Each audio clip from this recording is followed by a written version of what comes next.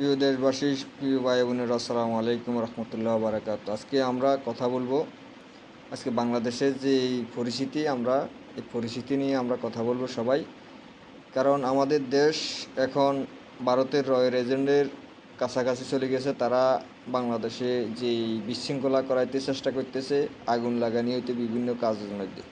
আমি বারবার এই সরকারকে সতর্ক করছিলাম, ভারতের রয়্যাল এজেন্ট বাংলাদেশে অস্থিরতা সৃষ্টি করতেছে, সেনাপ্রধান ওয়াকারের সাথে বৈঠক করতেছে।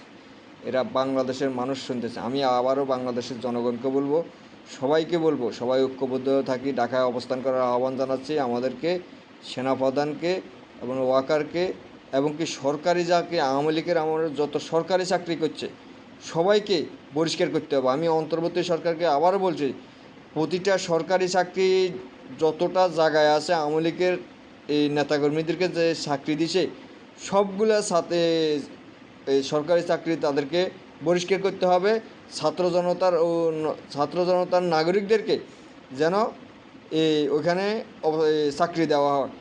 আপনাদের প্রতি আহ্বান, সবাই ঐক্যবদ্ধ। আমাদের দেশ সংকটের দিকে নিতেছে, ভারত আমাদের দেশ সংকটের দিকে নিতেছে। আমরা এই বিরুদ্ধে কখনোই রুখে দাঁড়াইতে হবে। আমরা সারা বাংলাদেশের ছাত্র জনতার প্রতি আহ্বান, সবাই ঐক্যবদ্ধ হয়ে ঢাকায় অবস্থান করার আহ্বান জানাচ্ছি। এবং কি এই ভারতের রয়্যাল এজেন্ট, স্বরাষ্ট্র উপদেষ্টা, পররাষ্ট্র উপদেষ্টা আসিফ নজরুল, এদেরকে আমরা বাংলাদেশ থেকে বিতাড়িত করতে হবে। এবং কি প্রতিটা সেক্টর থেকে, সরকারি সচিবালয় হইতে প্রতিটা সরকারি অবস্থান থেকে এই আওয়ামী লীগের আমলে যত লোক চাকরি করেছে, আওয়ামী লীগের নেতাকর্মীকে চাকরি দিয়েছে সবগুলোরে পরিষ্কার করতেই আমাদের নতুনভাবে ছাত্র জনতা দিতে হবে। এবং কি সেনাবাহিনীর প্রধান ওয়াকারকে যে কোনো মুহূর্তে তাকে বহিষ্কার করতে হবে। বহিষ্কার করি বাংলাদেশকে স্থিতিশীল ঠিক করে আনতে হবে। আসিফ নজরুলকে বহিষ্কার করতে হবে, এবং কি স্বরাষ্ট্র উপদেষ্টাকে বহিষ্কার করতে হবে, এবং কি পররাষ্ট্র উপদেষ্টাকে বহিষ্কার করতে হবে। বহিষ্কার করি আমাদেরকে নতুন নির্বাচন। আর বিএনপি জামাতকে বলতেছি, বিশৃঙ্খলা সৃষ্টি না করে দোনো দল ঐক্যজোট থাকতে হবে। আজকে বিভিন্ন জায়গার মধ্যে আওয়ামী লীগের সন্ত্রাসীরা বিএনপির বদ্ধ ধরে জামাতের উপরে হামলা করতেছে, জামাতের কর্মীদের উপরে হামলা করতেছে।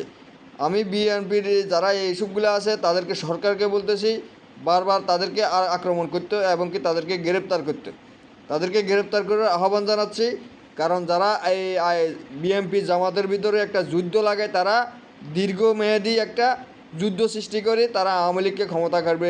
ভারতের দিল্লি সরকার, নরেন্দ্র মোদী সরকার এই কাজগুলো করাইতেছে। বাংলাদেশের